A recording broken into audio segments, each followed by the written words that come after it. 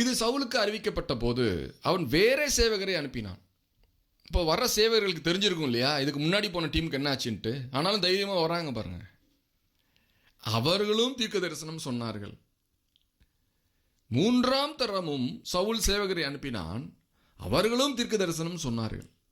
அப்போ எப்பெல்லாம் ஒரு தீர்க்க தரிசன கூட்டத்தோடு கூட நீங்கள் இணைஞ்சிக்கிறீங்களோ, பிடிச்சோ பிடிக்காமலோ, கசப்புடனோ இனிப்புடனோ,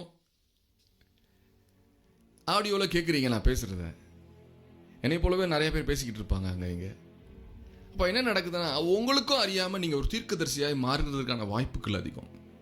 இப்போ என்னோட கேள்வி என்ன அப்படின்னா, இயற்கைக்கு மேற்பட்ட ஒரு மனுஷனாக நீங்கள் மாறணுமா மாற வேணாமா, அது உங்களோட சாய்ஸ் இல்லையா.